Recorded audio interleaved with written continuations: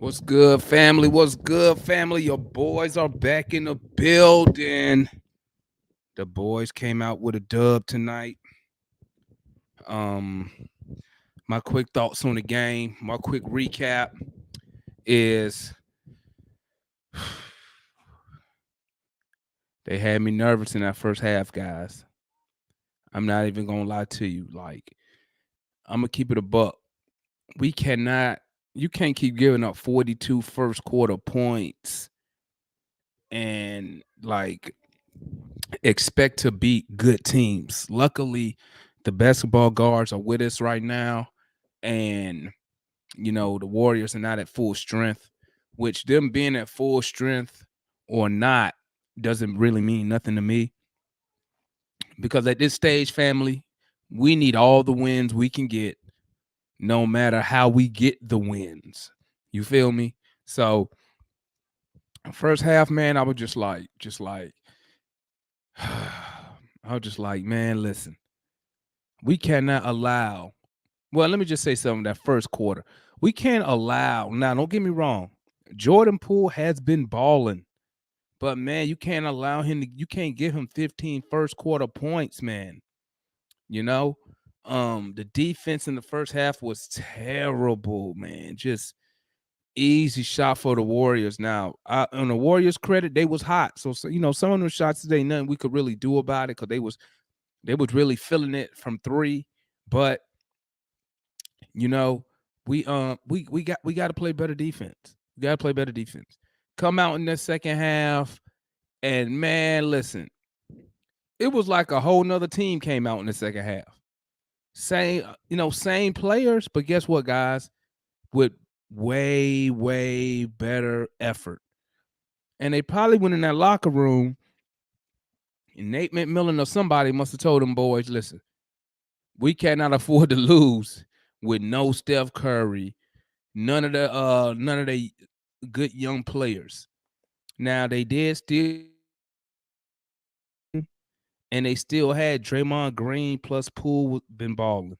So they had a decent squad out there, pretty much. But I don't know what Nate told them or whoever said something in that locker room, but they came out in that third quarter and we struggled early in the third. But what I did notice in the third quarter, we didn't let them build their lead to where we couldn't catch them in the third quarter. We were just missing shots. You know what I'm saying? I think like the first 4.5 minutes of the game of the third quarter, I think Golden State Warriors had like 4 6 points. So we contained them and didn't allow them to pull away, even though we was also struggling at the beginning of the third. But man, I don't know. I don't know what happened. I don't know what switch somebody flipped, but all of a sudden, them boys just started D'ing them up. And I'm like, okay, here we go. Next thing I know, we up 5. Next thing I know, we're up 10. Next thing I know, we was almost up 20. But then it's like whoever flipped the switch for them to play defense came in and flipped it back off. Next thing I know, we was almost up 20. Then we up 15. Then we up 10. Then they get it in single digits. I'm sitting there, guys. Y'all know me. I'm sitting at the game. I'm sitting at my table watching the game like, please do not trick off this game. This would be so embarrassing if we would have tricked off this game, man.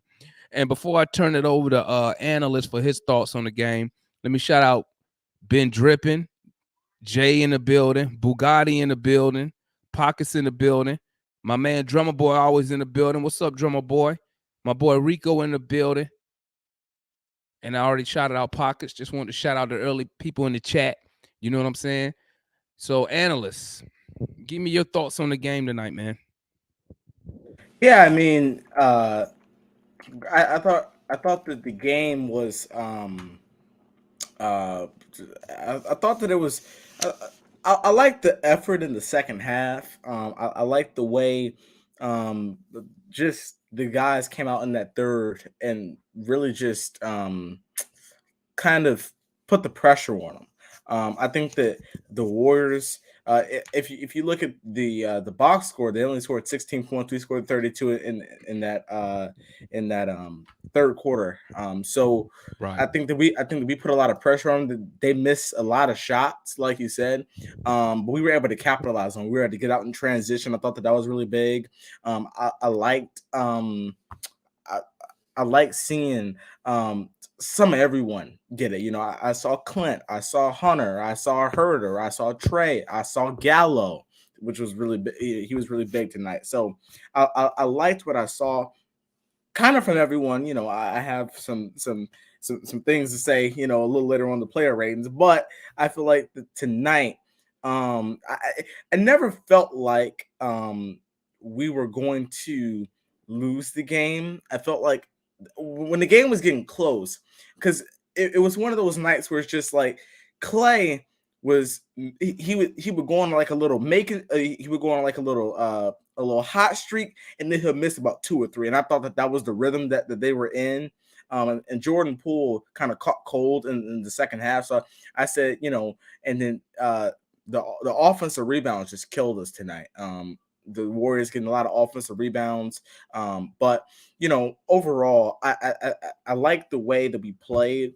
And listen, I mean, we play all the teams at the top of the standings like we should, and we got to learn to do that with other teams.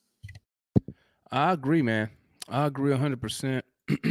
um, man, I just get so concerned, man. Like that first quarter, bro, like just took so much energy out of me, man. Because I was like, here we go again. But the only thing I will say is, even though we gave up 42 points in that first quarter, Golden State gave up 38. So I mean, we was in the game. I mean, usually when you give up 42 points in a quarter, you're usually down, 15, 20 points. You know what I'm saying? So that gave me a little bit of hope, man. But I you know what? It's like I don't know if Travis, Nate, somebody got to figure out what is the key to these. It's just like it's like our team is just like bipolar, man. It's like we bipolar. Like some days we want to play with intensity, some games we don't. But this game, we showed it all in one game. Didn't play defense in the first half. I mean, in the first quarter. Then second quarter, we maintain. Then decide to play defense near the end, and we go in the half with the lead. Come out motivated, trick it off in the fourth. I mean, like, and then turn it back on. It's like I just saw, like, you know what it remind me of? It's like when you live in somewhere like when you live somewhere and you experience all the seasons in like one day. That's what. Dude. Go ahead, analyst. Go ahead. And the funny thing is, like, Florida is just like that, because it's one of those things where it's just like, and the only reason I brought up Florida is because it's like Florida up until about 3 or 4 o'clock. It's all hot and sunny, 90 degrees. Then all the rain, tornadoes, and hurricanes. But that same thing with the Hawks. The Hawks play well. They pour it all out, and then what do you know? they go and they do something totally different next. So, yeah, that was a good that was a good analogy. The Hawks are just like weather. Yes, it's just mind blowing, man, mind blowing. So let's look at let's see what the chat's saying, but before we roll into the player ratings, Yeah, um, I'm glad that we were able to last without having bogey tonight. that was, I mean, that is that's a big positive. That's a big deal. I mean, that's what is Bogey averaging? That's 15 to 18 points we missing. That's the leader of our second unit we missed out on, or on some nights our number two scorer. So for us to pull out this win, you know, even though they gave me a heart attack, it's big. It should be a almost like a confidence builder. You know what I'm saying? So let's see what the chat talking about, man. So we got let's start up with Jay made a great let's see. Jay said she was in the building. It was turned up in there tonight, Jay. That's what's up. I love State Farm Arena when games get down to the wire. Yeah, man. Hopefully sometime next year, man, we could do a We Talk Hawks TV meet up at a game. That's gonna be in the works. We gotta put that in the works. I was let's able see. to Go ahead, and let's finish your thought. I was just saying I was able to last year, Game 3 Eastern Conference Finals. I was able to meet another Atlanta creator at one of the Hawks games. That was when I was a real small YouTuber, like 50 subs or like 60 subs. But yeah, I mean, hey, if that's something you want to do, you know, just let me know. Yeah, I'll let you know, man. Cause I was out there and I came out to Atlanta, went to the Laker game in January. So that's right. You told me. Yeah, I'd be out there. Okay, Pocket said defense was on point. Definitely not in that first quarter they weren't on point, but I guess we could say they was on point when it mattered. What Drummer Boy say? Bet it was fun. Yep. Yeah, I know. Rico said they get on his nerve. He talk about how they kind of wishy-washy. They play defense part time. They'll stop playing it. Drummer Boy said, "What's up, man? Good win, good defense." I agree with you, Drummer Boy. Yep. It was Capella actually putting in shots instead of taking the ball back out. Okay, I mean, Capella had some good. He had some good action out there tonight, man. Good action out there tonight. Let's see. I was about to be man. Listen, Drummer Boy, I'm sitting there looking at this game and I'm just shaking, bro. You know, if we would have blew that game, I probably wouldn't even came up here tonight, man. I would have sent I would have set up the show, man, and just told analysts, hey, you solo tonight, bro. Cause I'd have been so upset, man. Like, thank God we didn't. Let's see. Dominic say, glad we won. Me too. What we got here? Hunter heard I got to get in the gym and work on their jumper, way too inconsistent. Facts. But only problem with that, gotta wait till the off season, man. They can't do nothing right now, man. Tangu said one time Lou forgot to bring the ball. Hey man, it's funny, like sometimes when you see stuff like that, Tangu, and you be like, these dudes actually to play basketball. How you forget to bring the ball up? Like it's hilarious sometimes.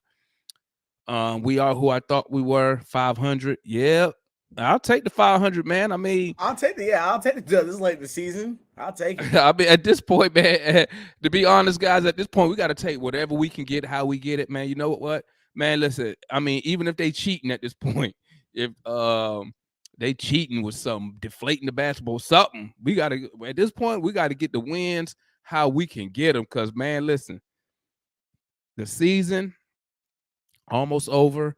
I mean, we right behind Charlotte. We are right behind them. You know what if we would have beat Detroit, we'd probably be in front of them right now. But we right behind Charlotte. Okay.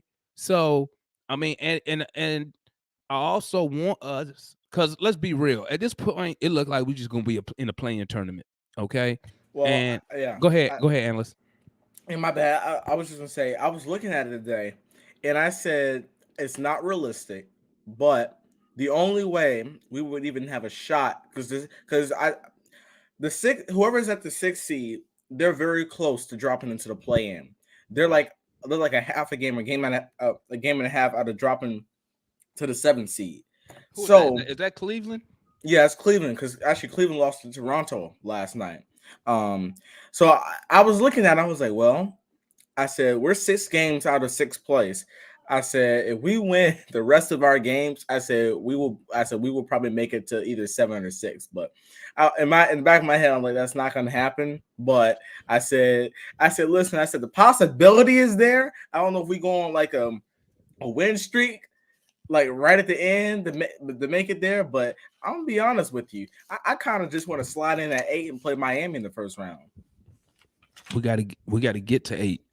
Yeah. You know what I'm saying? We got to get there, man. Whether it's through the play-in or we make a run. But I mean, bro, everybody at All-Star break, everybody's like, man, we're gonna go 20-4. We're gonna go 18-3. Heck no, bro. Heck no. I bet, bro. Listen, even I didn't think we was gonna play this bad after the All-Star break. I was thinking we'd be over 500, but this is terrible, man. Let's see what we got going on. Solution says, so when all the stars show up, we put that work in. That's what we do. Man, listen. Hey, I guess the boys is like, listen, man, I'm not finna use all my energy against dudes on 10-day contracts. Like, if these dudes on 10 days are from the G League, we not finna waste our time or energy. So, but when we playing these superstars and star players, we ready to roll. Play. We got Drummer Boy say he like the way TLC is. Man, you know what, Drummer Boy? Listen, I'm about to come around on TLC. I've been riding him the whole season. I ain't like him from the beginning. But Travis. Hey, I would give credit I'll give credit what credit is due, man. He played all right. I mean, obviously he didn't play like no super like a starter, but he playing like he worth 1.7 million. Yeah, he did it. He did his job, man. He did his job. I can't complain about TLC tonight. There go Tango saying TLC played good tonight. Wish we could have seen JJ. Man, listen, man. I wish we could have seen JJ, but at the end of the day, this is how I look at it, man. This is how I look at it.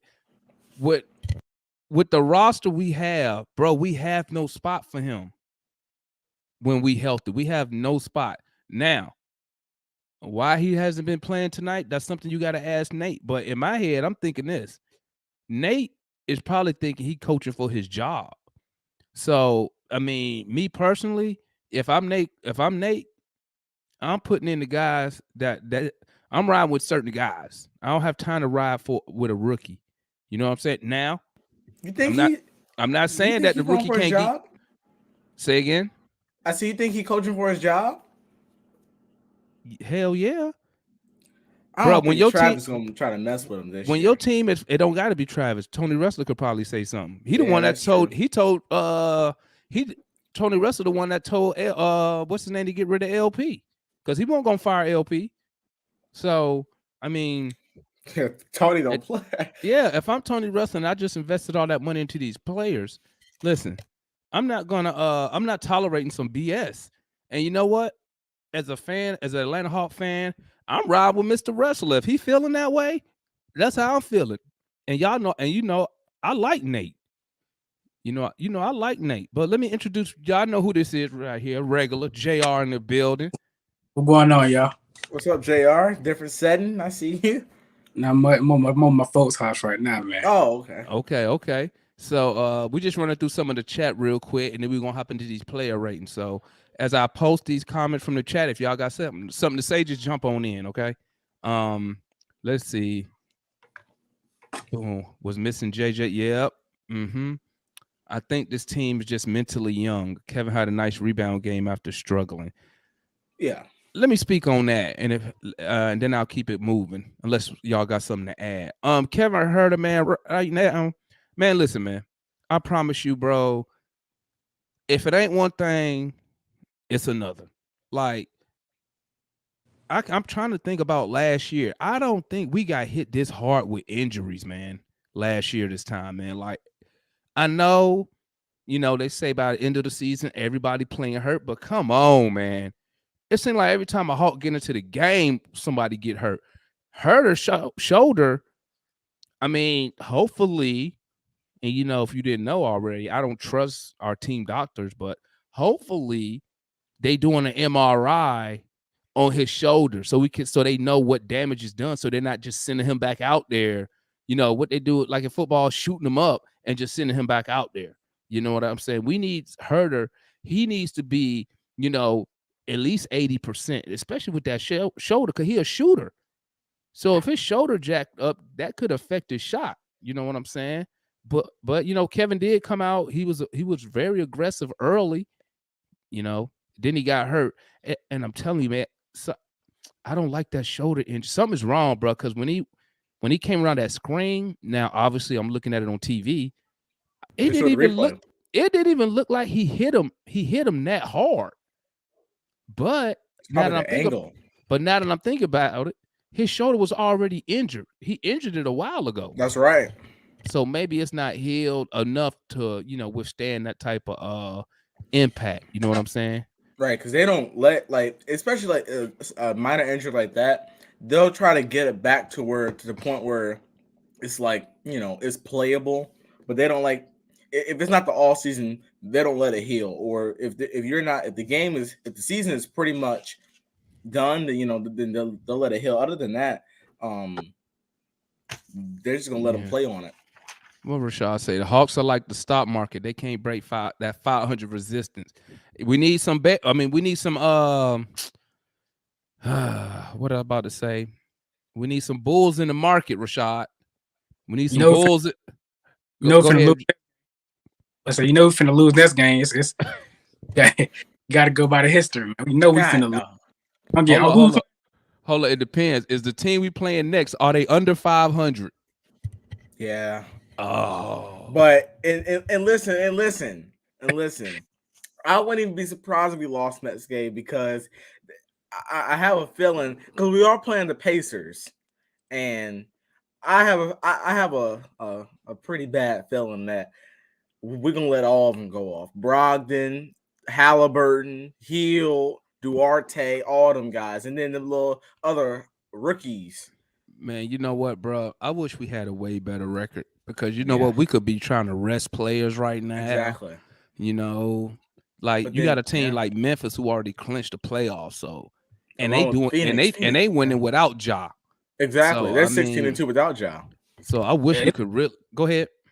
Somebody told me they better without Ja. They told me. But they told me that's probably true. True or not?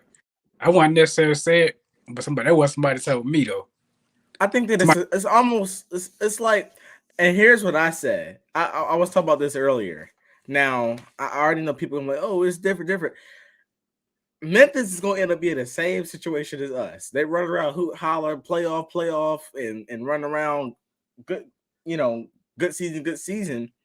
Ja's extension kicks in this year. You got Jaren Jackson Jr.'s extension kick in this year. All them rookies, Desmond Bane, all them rookies on the rookie skill deals. They're going to have to make the same decisions we did in the offseason, and then they're going to end up signing. They're going to extending one guy to a crazy extension, and then they're going to end up losing half the other guys because they don't have no money to sign them. And I'm telling you, Memphis is. I mean, they could do something, but I mean, to me, they almost gonna fall into the same boat as us. Hey, I got a question for you. We in a bad position. Go ahead, Jay. I'll finish your thought. Like sloppy, bro. Like we got too much talent, man. Like we got too many spots. We got Jalen Johnson. We got another rookie supposed to come in. We got 3 first-round draft picks. I'm like, what the hell are we supposed to be doing right now? We all over the place, man. Hopefully, he just gathering assets, and he can use that to make a move. But he already said we can't trap 3 new guys this year, and we have 3 firsts. That means they get guaranteed deals. We can't keep 3 firsts. So whether we can use that in a deal to package and get a better player, or we trade them for future firsts to push the issue down the road, which most GMs do. We need to sell them for cash and get some cash space. But anyway, hey, what do y'all think about this right here? Solution says we don't win without Gallo. Man, let me tell you something, man. My boy Mike been preaching Gallo to me I don't know how long, man. And I promise you, man, it's like since Collins went out, it's like this dude is the most valuable player on the team, bro. Bro, if it's not for Gallo in that first half, no, I said since Collins been out, it's like Gallo's been the MVP, bro. It's like we can't do shit without this dude, man. And if it wasn't for him in that first quarter, in that first half, bro, we probably would have went into the half down 15, 20 points. Yeah. You know what I'm saying? So Gallo really, man, golly, how come we couldn't get Gallo 5 years ago? You know what I'm saying? He would be vicious right now. Because Gallo was still, he would be vicious. He's like, nah, I've been here for too long, but Gallo, he was too busy trying to win with OKC. Man, listen. Let's go to these player rates, man. Oh, yeah. Let's go to the player rate. Let's see what we're talking about tonight, family. All right, y'all know what time it is. Let me bring on, before we start the player rates, let me bring on my boy, Rashad, up in the building. What's good, my guy? With the What's up, glasses fellas? on. What's up, man? What's up, Rashad? Nothing Yeah, much. it's 'cause Before we start, I got before some we start- stats for y'all tonight. That's what Oh, I had yeah. to put the glasses on. Hey. I was like, Hey, I'm gonna have to read I off. already some got shit. Hey. mine pulled up for you. Hey. Rashad, 'cause before we start I the got a player tape. ratings, Rashad, give me in about a minute. Give me your assessment of the game tonight. I thought we did good. I thought it was a good win. I had us winning this. I also had us winning like about 10 other games or 5 other games that we lost. But Hey, you asked me. I had us winning every game. yeah, I mean, like we play really good at home. One of the stats I heard dude was saying that I think we scored 120 and 12 in 10 of the last 12 games at home, which is a really good look. And I feel like Gallo gritted it out. I think he looked a little tired, but Mm-hmm. you know he was able to pick his spots. Real veteran move. We don't Yeah, lose they- without lose, so that's why I suspected it. You also said Straight play, great. I can't wait You to get the also, Williams player rating. you also said we was gonna go 18-4. No, I said 20-4. Get Well, it right even now. worse. Well, even 20-4. worse. I can't wait to get Lou Williams player. All right, rating. let's start these player ratings, family. Let me bring JR back on real quick. Boom, boom, boom. All right, family. Y'all know what time it is. It's player rating time. Let's get it. So we have our first contestant on the Price is Right. Let's start off with DeLon Wright. Okay, DeLon Wright. We'll start with analyst. DeLon Wright had 19 points, 3 rebounds. Hold on, what world? Wait a minute now. You said The run be balling, man. I'm about to say Smart. DeLon Wright. The run be At balling. 19, listen, I double checked. I wonder. I didn't see 19. Why? He's I saw him hit 1 3. I'm like, well, No, it was worth 19. in the NBA yeah, on Earth. I wanted to see what y'all gonna catch that, man. I want to. Immediately. I should have used somebody else, man, because y'all be on Gallo. I mean, y'all be on DeLon ass, bro. I thought you shoulda used- 19 minutes at first. Yeah. Yeah, that's what he played. I want to see if y'all gonna catch it though when I say the points. I'm about to say, whoa. All right, man. DeLon Wright, 19 minutes, 3 points, 3 rebounds, 2 assists, 1 for 2 from the field, perfect from 3, 2 steals, 1 foul. Analyst, what's your rating on 2 steals DeLon Wright with the 2 steals? Yeah, you heard him say perfect. in 5 minutes. He only made one. Yeah, he said, he said listen. he only made one. Well, he you was know- 1 for 1. I thought his effort on D was there. Obviously his offense just irks me, but I thought his defense was there. And the fact, if I'm going based off of the stats, I'll give him an 8. I feel like you can't really give him. Well, I at least I can't really give him anything lower than that since he did go 1 for 1 from 3, 1 for 2 from the field. I can't remember what shot he missed, so I can't tell you how bad that shot was. But It was a layup. oh, that's nothing new. He always missed he missed layups all day. But I thought that the 2 steals was good. I thought he did a solid job whenever they tried to put him on Clay. But I mean, again, I just he was there. But I'll be nice. We got the win back to 500. He get an 8. If we didn't get the win, he would have gotten a 5. All righty. That's a What you big got on that? swing. That's What a you got big on that? swing, brother. What you got on that, Rashad? I give the line a 7. I wish he would have took about 2 more of those threes. It would have kept the offense a little more open and flowing better.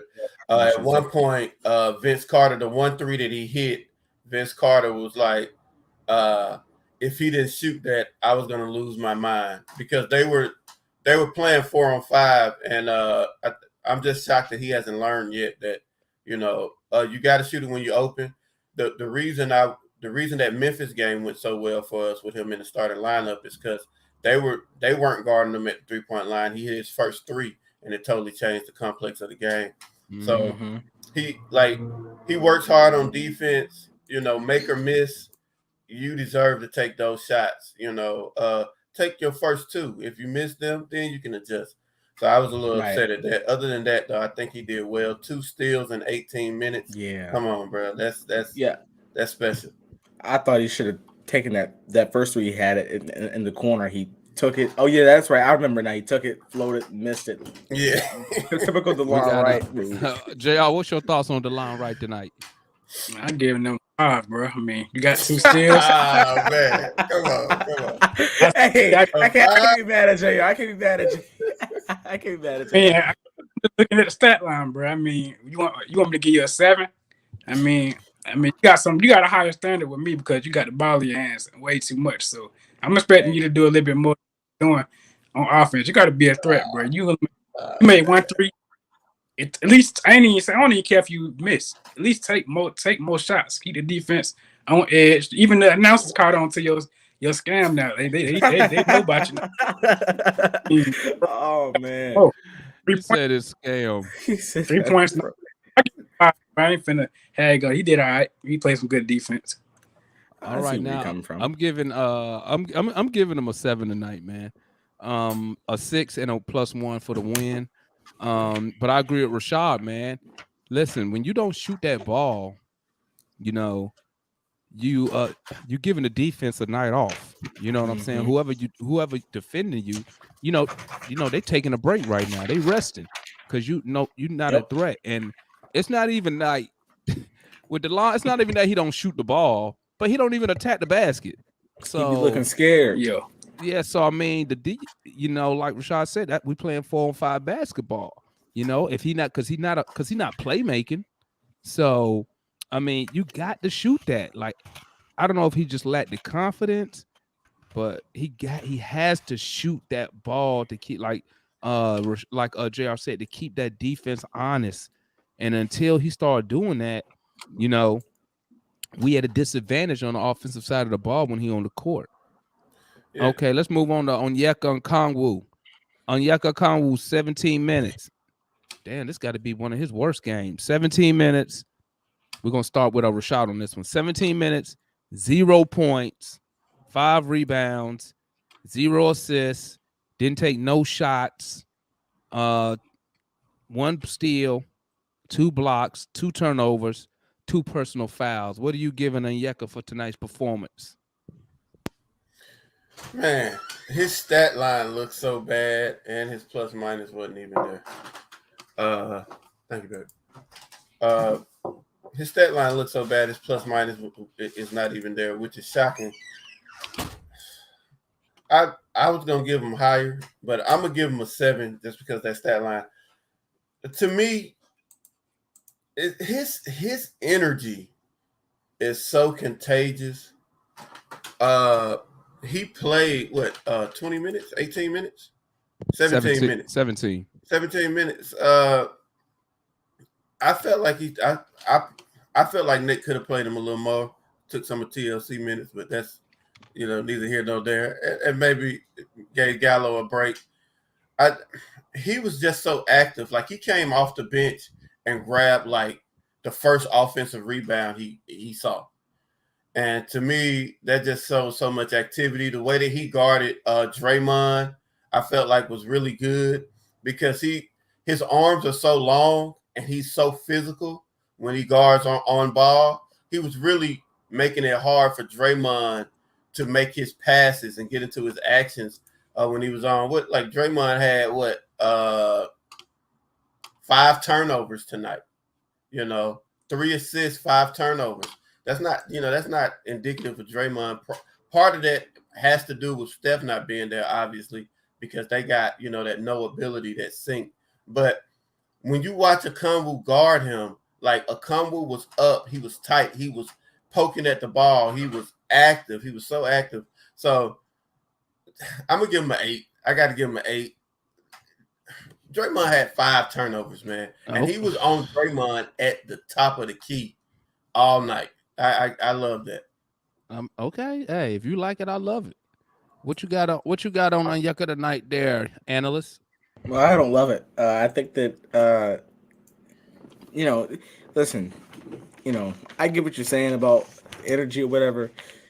To me, tonight he had an out of character game. I didn't feel the energy from fouling all over the place.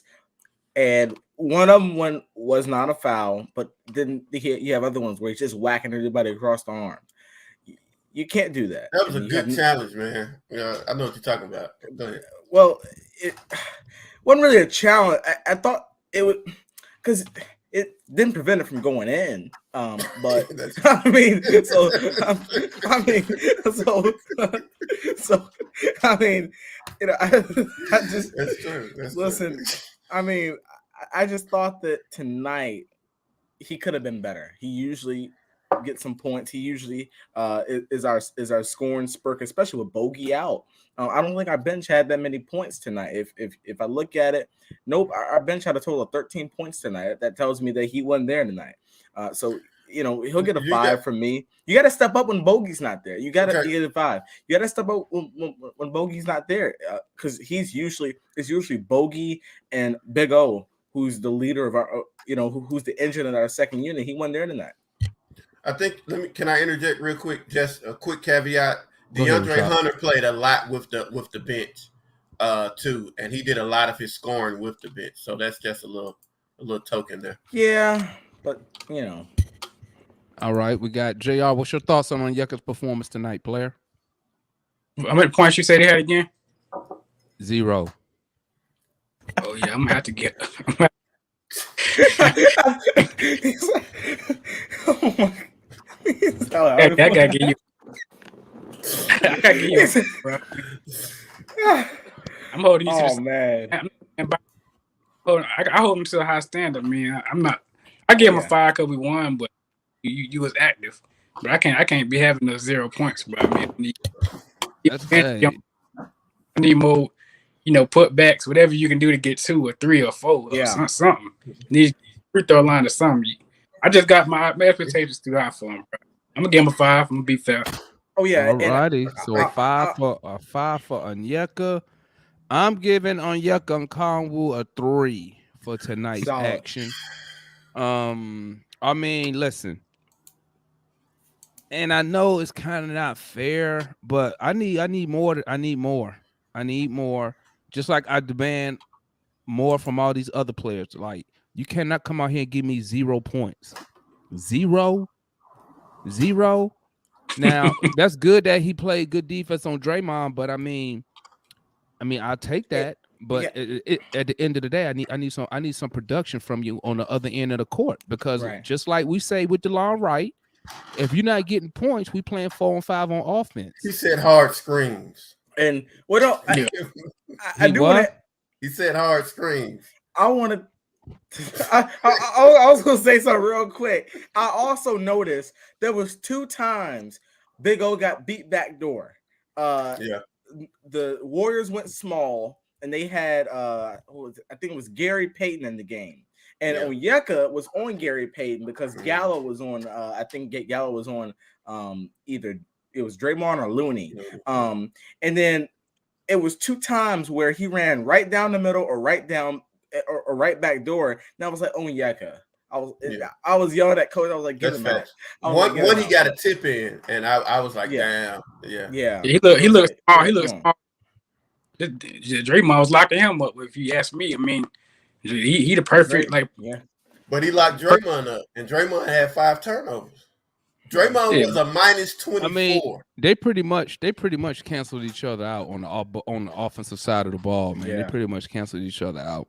So let's move on to everybody's favorite ball player, TLC. We'll start off with analysts on this one. No, we'll start off with JR. He right here. JR, TLC had 16 minutes, 5 points, 2 rebounds, 1 assist, 1 for 2 from the field, 1 for 2 from 3. He was 2 for 2 from the free throw line. He had 1 block, 1 steal, 2 turnovers, 4 personal fouls. He was a +5 in the plus minus. What you got on TLC tonight? TLC, also known as DeLon Wright's replacement. I'm gonna give him a 7, bro. I mean, the defense he played. I mean, especially in that fourth quarter. Who they had in the fourth quarter? Anybody can answer that? Who have in the fourth quarter? Who did Nate McMillan put in that fourth quarter? By default. TLC. By default, yes, thank you. TLC. It was an accident. Man, He's DeLon Wright was like, on damn, why Gallo sitting on the bench? Get your ass in there. Hey, Hey, listen, me and JR agree on DeLon Wright, but like, So- I don't, you know. Go ahead, JR. DeLon Wright was over Okay. there. Man, so I don't hear nothing about that. DeLon Wright was playing defense. He was running around screens, hit shots, got to the line. I mean, he did his role, man. He get a sound from me, man. all righty. What you got on them, analysts? You know, Oh, snap. She bring up a good point right there. Y'all see that right there? Boom. Like, yeah. Yeah, Like, top two, you know, balling. you know, I can't unsee that first quarter. I mean, he gets in the game. He gets in the game, thank you. misses a three, turns the ball over twice, and then whacks Jordan Poole across the head, and he hits a three. For And they get two a 4-point plays. Yeah, That's a two joke. 4-point. Consecutive. It was just like, come on, bro. And then it's like I like what he tries to do on defense, but he's a foul machine. And it's like, my God, it's like, listen, it's like I appreciate the effort, but you cannot keep fouling. If you can't play defense without foul, you're not playing defense, because defense is playing solid defense, forcing a tough shot. If they make it, we'll live with it. If they miss it, good defense. You can't keep fouling them, and then you put them in the bonus like that. You just can't do it. I mean, I thought his block was good. It it helped us, but I expect that from him, and I'll use one of JR's terms that he used against DeLon, right? The block. It kind of canceled out what he did in the first. It kind of canceled out what he did in the first quarter. Hey, he did his thing in the fourth quarter, man. I mean, Yeah. got to tip your cap for him for that, man. So what's your rating for him for TLC? Oh, a 5. Okay. What you got on him there, Rashad? I'm gonna go with analyst because he made some good points. So I'm gonna go with a 5 too. Okay. I don't know if y'all Rashad- saw my tweet that I sent y'all at halftime. Rashad and analyst agrering. Okay. I don't know if y'all saw my tweet that I sent you at halftime. But he was a -9 at half. With 5 minutes, he played 5 minutes in the first half. He was a -9. But what did he end the game with? Well, that's because Trey got high, 0. man. No, what he end the game with? He was 5. He was +5. I give him that. Yeah, I mean, plus minus, it go up and down during the His game, second man. half, like, look, if the Hawks are the stock market, TLC is cryptocurrency. He can't be. He don't play enough to be cryptocurrency. He goes so high and so low in the matter of seconds. You be like, man, I done lost all my money. I don't think TLC scored in double digits all year, has he? Yeah, he don't play enough because he always TLC, during that. I like TLC during that period where everyone was out. Yeah. That's because everybody he dropped. out. He hit 8 threes against Memphis. I'm giving TLC. I'm giving him a 7 tonight, man. I thought he did pretty good considering he gets very limited playing time, man. Then you throw him in the starting lineup. I mean, I thought he did pretty deep. I mean, I'm not a TLC fan. Everybody know I don't like TLC. So, but I mean, I like Travis signing TLC. I don't like TLC, but I ain't like Travis since day one. That ain't nothing I new. didn't mind the signing. But I tip my cap. I give credit when credit is due. I thought he did his role tonight. His job ain't to score a lot of points. I mean, his job is to play defense. That's what he did to the best of his ability. I mean, Jordan Poole been on fire lately. The dude been on a roll for with 30-point games. It ain't like Jordan Poole is a scrub. Okay. You know what I'm saying? Or it ain't like he up there guarding Smush Parker or something. You know what I'm saying? Okay. Let me interject this. Just think about this now. Just think about this. He played good defense. Poole scored 8 points on 2 shots that TLC was guarding him. I mean, he ain't. I mean, Poole is that an NBA? Shots? Is that the first time that happened in the NBA? That is the first time I've ever seen that in my life. That ain't the first time that ever happened in the NBA. I mean, it happens, bro. 8 points on 2 shots, bro. Like, come on. I mean, like, it happens. It happens, bro. I mean, it happens, but it doesn't. I ain't seen that in a while. It doesn't. Y'all worried about Poole scoring 8 points. I'm wondering why Okongwu got a 0. That's what I want to know. Okongwu played great defense. He got a goddamn 0. Great defense. Shoe whack him across the Wait, head. say that again, Rashad. Right. He played great defense. So TLC don't get no credit for his defense. He gave up 8 points in 2 possessions, man. Like, come on. Like, that is a 3-possession game. I was yelling at Nate. I was like, Nate, I mean, get bro, him out. That is a 3-possession game. And it happens. It happens. 3 possession worth of points in 2 possessions. And it's that's not possible. And I hate to leave JR. It is possible. I usually like TLC, but nah. It is possible. You just saw it. But listen, I don't even like TLC, but I gotta get credit where it's due. If he don't come in and play that defense, we lose the game. Straight up. Just like when TLC played bad, MI, and you yell at Travis for it, you gotta give Travis credit for siding TLC. Only thing I give Travis credit for is the draft. That's it. I don't give him credit for nothing else. He's done absolutely nothing. He's done nothing. Bogey Gallo. What did he do? What did he do this offseason? Nothing. There you go. He brought our guys back. He brought. There you go. There you go.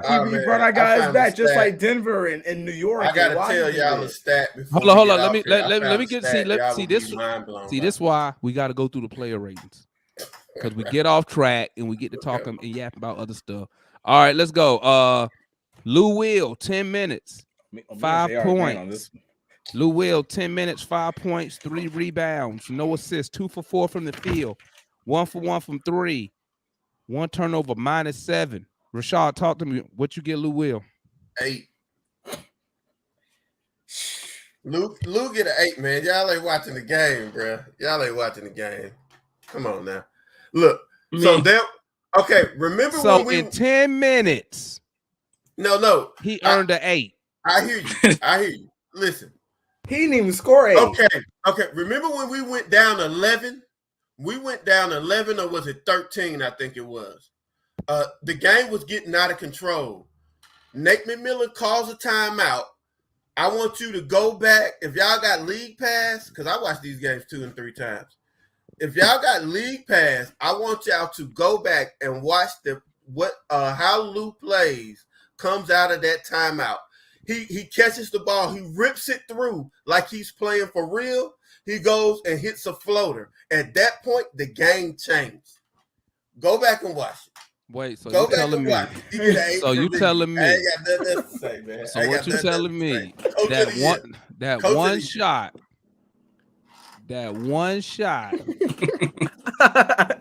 changed the whole game. Hey, go back and watch it.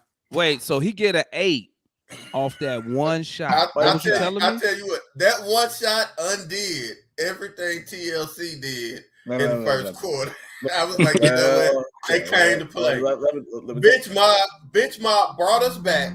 Bench mob, a depleted bench mob brought us back, and then from there, Trey and them took over. Let me tell you something, man. Let me tell you something. I'm gonna give you my rating right now. Lou get a 5. A 5. Straight up. I mean, bruh. 10 minutes. Whatever. Go ahead, analyst. What's your thoughts on Lou Will? I give him a 5, bro. Let me tell you, Lou Williams ought to be ashamed of himself. Hell, hey, at least he played tonight. Shit, usually he got personal reasons. That man done played 55 games this year, man. Come on. Let me tell you, Lou Williams. I look at you talk about that little shot. To me, I mean, I'll go back. I don't have League Pass. I'm gonna go back and I'm gonna look at the play-by-play, and I'm gonna see who hit a shot after that, and then I can say the same thing that he changed the momentum for the game. But let me tell you, Lou Williams was so. It looked like he'd been out. He took so many bad shots. I mean, he took really 3 in my opinion, but he goes in instead of passing the ball to Okongwu. That could have been Okongwu's 2 points tonight. He goes and he takes a shot over a big, and it hits the side. He was not good. He was not good. And let me tell you, how many shots he took? -7 on the plus minus. That tells me all I need to do. He was 5 minutes off of a 3 where no one guarded him, and off of you said a floater or that little ugly shot he does. 5 points. He missed 2 ridiculous ones. -7 on the plus minus. Lou getting beat back. I mean, it was just atrocious. Lou Williams, because he played and because he showed up, and because it didn't look like he wanted to go play for other team tonight, he gets a 2. Disgraceful. Oh man. Oh man. Let me tell you, that's why I gave him an 8. That's that Lou Williams, we win when Lou Williams get his stat is void. That is void because you can say the same. Average. No. That is void. That is void. You can say the same thing when Trae Young play. I mean, that stat is void. He has no impact on any of those games. You just look at it, no impact. Lou Williams didn't do anything. He didn't do anything but just add points to the scoreboard that were pretty much meaningless at that time. What you got? What you got 30 and 22 when he plays, right? What you got on Lou, JR? Meaningless. I'm gonna give him a 5 because I see what both of them saying, So I'm gonna meet him in the middle and give him a 5. I mean, he just looking old out there, He just looking just old. He uninterested, man. He looks like a good hey, old. JR, Interested. I thought you were gonna come down to what your player rating. I like what down. I appreciate that, JR. I appreciate that. Raise the table just a little bit, man. Like he interested. I give him a 5, man. Okay, all right. Let's move on to these starters now. Yeah. Let's see what we get. Okay, I can't wait to hear the ones on this one. Clint Capella, 31 minutes, 19 points, 13 rebounds, 1 assist, 9 for 11 from the field, 1 for 2 from the field, 1 steal, 1 block, 2 turnovers. We going to Rashad. I'm giving Clint a 10 tonight. Clint was outstanding tonight. Dude was active everywhere on the court. 19 points from Clint is amazing. 13 rebounds. I expect that from him, but it's hard when he our only big that really got some height that's actually under the basket. So I'm giving Clint a 10. What you got on him tonight, Rashad? Let me see how many blocks he had. 1. He had 1 block and 1 steal. I'm gonna give him a 9. I was gonna give him an 8. It's hard. It's hard to argue against that 10. That's why I wanted to see. If he had 2 blocks, I would have gave him 10. He had a block and a steal. Yeah, but I need 2 blocks or more. But he gave you a steal. How many times he gets a steal? Clint actually gets, I think he averages about a half a steal a game. So he doubled his production tonight. But he didn't get steal for the last 2 games. So 2 steals or 2 blocks, I give it to him. I'm gonna give him a 9. Okay. My biggest thing, y'all know how I feel about Clint. I think he's a game changer. I think for the modern NBA, he's one of the best 5 best. Well, I say one of the best 10 bigs in the league. I wish if he would have had a 20 and 15 game, or let's say he had his stats and like over and 4 blocks, I would have had to give it to him. But he 20. You said a 20 and 15. He gave you 19 and 13, bro. That's not 20 and 15. That's 1 point under 20, and that's 2 rebounds under 15. So if he would have gave you 1 more point, 2 more rebounds, and 1 more block, you would have gave him a 10. Or 1 more block, I would have gave him a 20. I would have gave him a 10. All right. Analyst, what you got on? I'm shocked at you, Rashad. Okay. Analyst, what you got on Clint Capella? Rashad is getting smarter. I'd say that. Let me tell you. I get what Rashad is saying because, first of all, he could have had that point if he would have made his free throw. He could have had those 2 rebounds if he would have not looked at him and let Kevon Looney just grab him and get out in transition. Let me tell you, Clint Capella, you talk about the steal. He had 2 turnovers tonight. Not good. And I didn't like it. I liked the fact that he gave you. Listen, I was going to give him a 9. I give him an 8. I looked at the turnovers. You just can't have 2 turnovers like that, and the steals don't the steals don't overtake that. You have 2 turnovers, you got to have 3 steals. But he didn't. So at 8 tonight, and I hate to give him an 8, but the turnovers did it for me. And then watching him just look at the ball sometimes, like he could have had so much more. I'm proud of him for what he did because he never does it. But we had our closest person had 6 rebounds. Well, he's a center. He's got a rebound. That don't mean nothing. But let me tell you, it means something when he still has possessions where he could get more rebounds. He has possessions where he just watched the ball. Now, there's a lot of possessions tonight. That's why I'm not putting a lot of the pressure on him tonight, because I feel like there was a lot of times where our guards didn't box out. But I feel like that there were some that he just watched, and you can't do that. You can't do that when you're the only big man down there. Listen, I give Clint credit, but if you like it, it's good, man. From if you like it, I love it. If you like it, I love it. JR, talk to me. Clint Capella himself, man. I'm gonna get you a T-shirt, JR. Talk to me about Clint Capella, JR. I'm gonna give him a 9, man. He earned his money. He finally earned his money. He barely earned his money. We all complain about that kind of. I mean, we supposed to get this 2 times a week, at least 3 times a week. You know what I mean? You doing this every blue moon, bro. I need you to step it up, bro. I mean, this average. This should be an average night for him.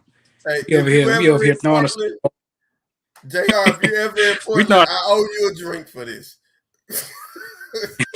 That's weird. Weird. That is very weird. I give Capella a 10, and the rest of y'all give him like 8. Wow, very interesting. Very interesting. Okay. Hey, if y'all like it, I love it, man. If y'all like it, I love it. We'll move on. DeAndre Hunter, 34 minutes, 11 points. 3 rebounds, 3 assists. He was 5 for 13 from the field, 0 for 3 from 3, 1 for 3 from the free throw line, 3 steals, 1 turnover. He was a +6. JR, talk to me for DeAndre Hunter. What you rate him? I'm gonna give him a 6, man, because it's just he was just looking high. It was some moments where he got aggressive. He was attacking the basket. I was like, okay, we got some, but it just took too many points in the game where I just feel like he got the ability to take over, and he just don't want to. He can't dribble. Like, he be having stupid turnovers where he just can't dribble the ball. So, I'm gonna give him a 7, bro. I'm gonna be safe. I'm gonna give him a 7. I can't deal with 9 points though. Can't do nothing with that. I feel you. I'm with you on that. I'm giving Hunter a 6, man. I'm with Drummer Boy on this one. I expect this far in the season. What's this for Hunter? Year 3, one of them, year 4. Like, I need more, man. Like, he needs to. He should be making his mark on his team and making his mark as either a top dog or no. Like, it seemed like he can't get whatever he need, get it all together, and just give us, a consistent all out performance, man. What you say? It seemed like he was better when he was a rookie in the first year. He getting worse. I don't know what it is. I don't know. Maybe his knee could be bothering him low key, but I need more. I need more from him. I need more. Talk to me, Rashad. Hunter. I was gonna go 5. That the hot stretch that he had with bench mob, It's stuck in my head, so I split the baby in half. I'm gonna give him a 6. Okay. I don't mind the missed shots as much as just like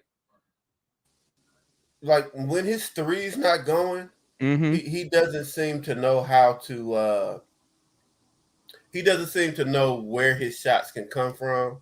Okay. And that's the problem I have with him. His third year, he played 3 years or 4 years in the league in college.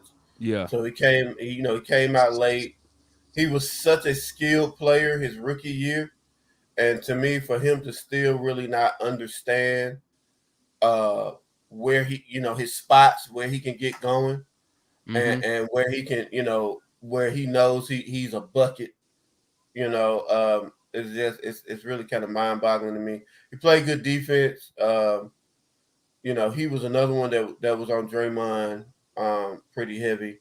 And and I like the way that Nate moves him around. When Poole got hot, he put him on him a couple of times. When Clay got hot, he put him on him sometimes. So that's one of the things. I give him a 6. I just it's not the missed shots. It's how he plays when he's missing shots that bothers me more than anything. Okay, I got you. And my boy OG Chauncey up in the building. What's good, my guy? What is your we doing player ratings right now? We rate 1 through 10. No half numbers, they all whole numbers. What are you giving Dre Hunter for his performance tonight? I gotta sit back and listen at y'all on this, man. I missed the game. Well, let me read you a stats then. I read you a stats. And Chauncey, cheers to you, man. You the other Clint Capella lover on this channel, bro. Oh, I appreciate that. I don't love nobody but my grandchildren. all right, here we go, Chauncey. Dre Hunter tonight. Tonight, Dre Hunter he played 34 minutes. He had 11 points, 3 rebounds, 3 assists. He was 5 for 13 from the field, 0 for 3 from 3, 1 for 3 at the free throw line. Man, he got to work on them damn free throw. I didn't know he's such a terrible free throw shooter. Yeah, they really killed him. He had 3 steals, 1 turnover, and he was a +6 on the plus minus tonight. Just based on the bits and pieces that I heard about his responsibility on the defensive end, along with being a +6, I guess it's safe to say, I guess I gotta go with a casual 6 as well. We asked bro to do a lot on the defensive end for obvious reasons that we don't need to go all into, but we asked him and Clint Capella to do a lot defensively, and most of the time is to cover up for other deficiencies on the defensive end of the floor. So, not a big scoring output. Hey, I give him a 6. All right, I give him a 6. Just listen to this. What you got, analyst? Yeah, Rashad, and let me tell you, the missed shots matter for me. Let me tell you, he was horrible. Didn't like him. Didn't play well, and I watching, and of course he has a highlight turnover. He has a highlight turnover where he dribble, and then he slips and falls, and they take the ball from him. And let me tell you how dumb he was on the offensive end. And this is why it was the missed shots for me.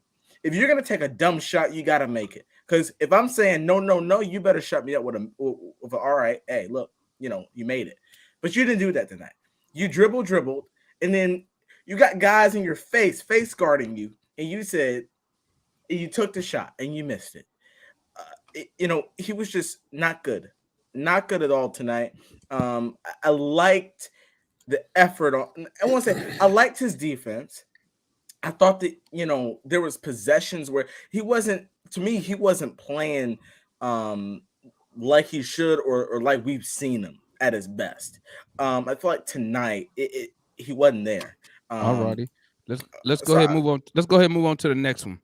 All right, guys, we are at an hour and 4 minutes. So on these next couple of player ratings and Coach Nate rating, let's keep our comments to a minute so we can discuss some other stuff after the player ratings. All righty, let's go. Next player we got everybody's favorite. Let me bring JR back in the building. Boom. All right, everybody's favorite. Gallinari. Gallinari, 37 minutes, 25 points, 5 rebounds, 3 assists, 9 for 20, 2 for 9 from 3, 5 for 5 from the free throw line, plus 14. For me, I'm giving Gallo a 9. No, I'm giving Gallo a 10. And I'm giving a 10 because, one, without him in that first quarter, bro, we going into the second quarter down 15 points, straight up and down. We had nothing going, 0, until they started hitting Gallo in that post. We had absolutely, I mean, at first we was cooking at first, but then when we went cold, all we had was Gallo.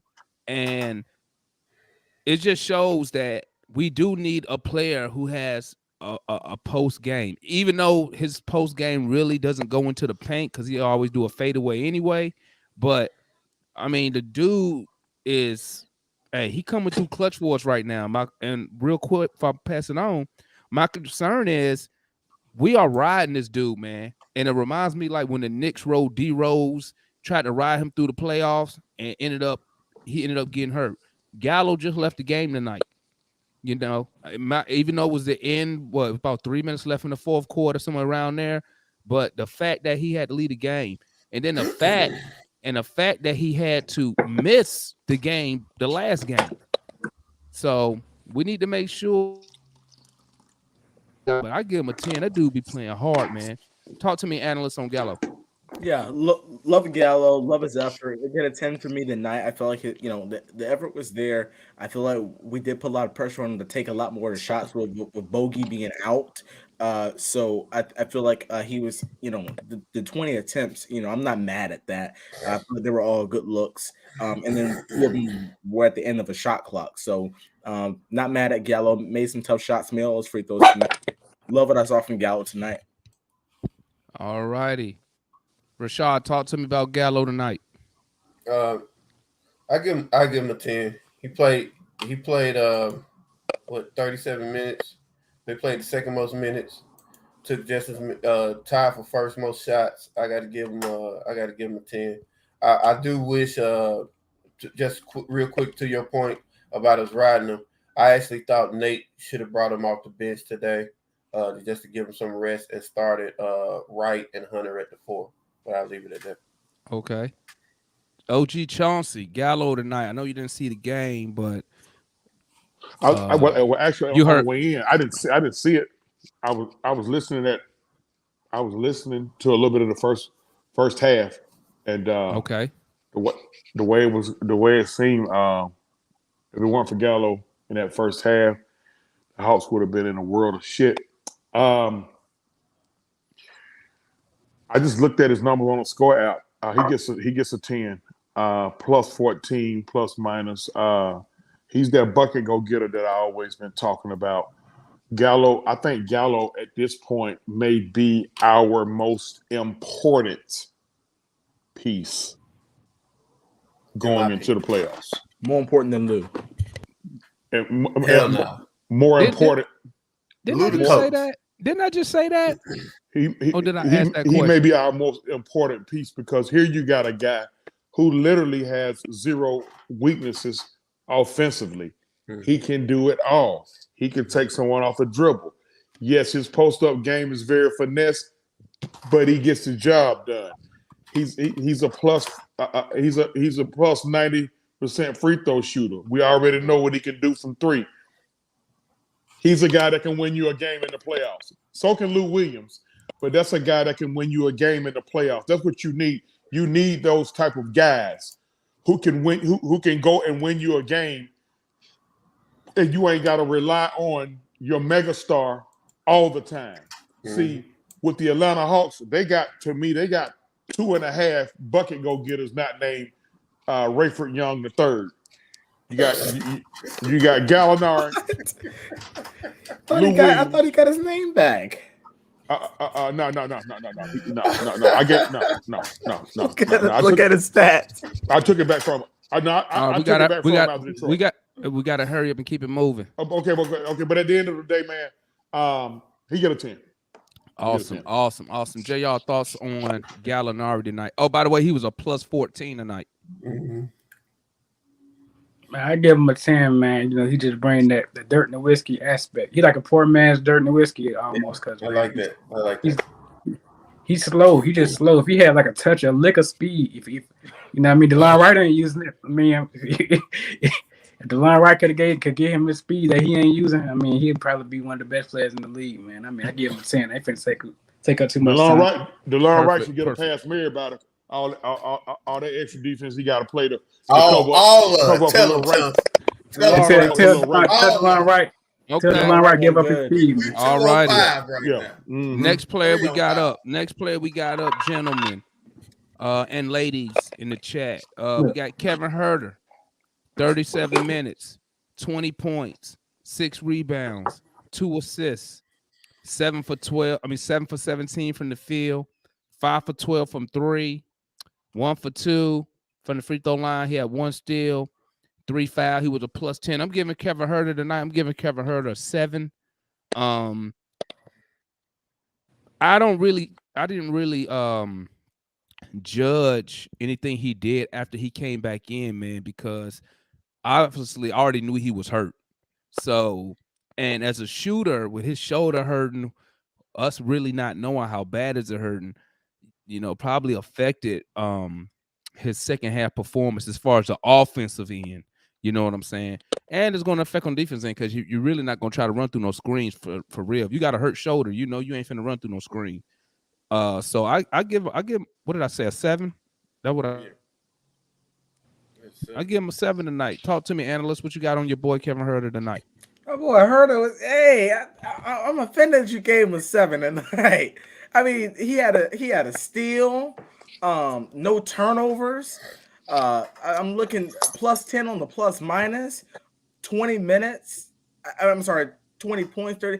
Listen, I mean, Huerter, I give him a 9 tonight. You know, I feel like, you know, not quite worthy of a 10. I feel like, you know, even though his shoulder was bothering him, but I feel like he could have made a few more shots, but you know, can't take it back now. But, you know, I love what we got from Huerter tonight. He came back, redeemed himself, and I thought he played well. No turnovers and a steal tonight, and plus 10 on the plus minus. To me, that just stands out on top of his offensive game. All righty. OG Chauncey, Kevin Huerter, what's your rate for him tonight? I consider he's playing hurt, and that's which is bothersome to me. We got to figure out a way to sit him, let him rest that shoulder. But I consider he's playing hurt. I was going to give him a 7 or an 8, but I guess I'll bump it up to 9. A key thing: plus 10, no turnovers, 1 steal. What do you got? Right at 20. Yeah. 7 for 17. I still need him to. He's too good of a shooter to be 7 for 17. But I give him a pass because of the shoulder. But he's too good of a shooter. I'm looking for my guy because I'm like analyst. You already know I'm a Kevin Huerter guy. I need Kevin Huerter to give me a 30 piece before the end of the season. Yeah, I need to see a 30 piece because I defend Kevin Huerter hard. Yeah, I defend him a lot. Yeah, so but I need a 30 piece. Okay, I need a 30 piece. And what in the flam is wrong with Bogey, man? We'll talk about that in a minute, player. Yeah. Okay. Rashad. Kevin Huerter, talk to me. I was gonna give him a 5. I'm gonna give him a 6. Okay. I really had a problem with Clay going off for him, and he was the primary defender on Clay. Clay had 30. Clay had 37. Plus 10. Clay had 37. You know, I know it wasn't all on Huerter because I mean they switched between him, Hunter, Wright got some too, but Huerter started on him. He had 22 in the first half. I was a little upset at that. Also, I'm with Chauncey. I'm with analyst. Like I can't. If you're my shooter, if you're my best shooter, I can't have you going 7 for 17. I'm gonna fuck if you got your kidney took out the day before. Like you need to make your shots. And the fact that his matchup scored 37, I just I can't give him any credit for 20 points. You gotta take that into consideration. I can't even argue that, bro. I can't argue that at all. You gotta take that into consideration. Your man barbecuing you. It ain't like he guarding. It ain't like. Move on. You cutting out. You cut out. You cut out, DT. Can y'all hear me? I can hear you now. Yeah. Okay. Our best player, Trae Young, 39 minutes, 33 points, 4 rebounds, 15 assists, 12 for 20 from the field, 4 for 9 from 3, 5 for 5 from 3, 2 steals, 3 turnovers, plus 16, 10. You're cutting out. Hey, my bad. I keep hitting the day button. Let me take my finger off the button. I'm giving Trae Young a 10, man. I mean, he did what I wanted him to do. Play efficient basketball, not playing hero ball, which, when we fell behind, when the Warriors went on that run in that first half, in that first quarter, and that second quarter, I was like, uh-oh. I hope he don't try to take the game over and shoot some crazy stuff. Mm-hmm. But he didn't. He stayed within his game. He was very, and another thing I noticed, he was kind to me, maybe not nobody else. He was kind of patient with his game tonight. Mm-hmm. You know what I'm saying? He didn't get over anxious. He wasn't hooping and hollering with the refs. Stayed very calm and relaxed and collective, and I like that about Trae when he played that way. So I'm giving him a 10. Talk to me, Rashad, about Trae? Yeah, you took all my words. I'll just say this: I was looking for a way to not give him a 10, but I mean, he was efficient. 15 assists, 3 turnovers. It's nothing else. It's nothing else you can ask for him. It's nothing else you can ask for him. So I give him a 10. All right, talk to me, OG Chauncey. Trae Young tonight. Did you hear his numbers? Yeah, I just looked at him on score out. Plus 16. Okay. He led the team in plus minus. You see, with Trae Young, I'm going to call him Trae. Trae Young, you got to what you do with him. You start out with a 10, and you do like bro just said. You let him take his number down. He didn't take his number down. I always say when Trae plays downhill, keep his turnovers to less than 5. We win. 33. Was it 33 and 15? Yeah. 33 and 15. 3 turnovers. How many steals? They had 2. 2. Plus 16. Mm-hmm. Mm-hmm. Okay, so I'm gonna excuse it. We already know what he is defensively, so I'm pretty sure he got some of that action on all them threes too. But everyone, he switched on everyone. He gets a 10.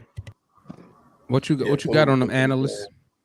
Yeah, I mean, really not much really not much explaining for me to do. I mean, 10, efficient. I just thought that he played well. I looked like, he was just, in my eyes, just being Trae Young tonight. I just thought that he just played well. I thought he led the team, and that's what the best player is supposed to do.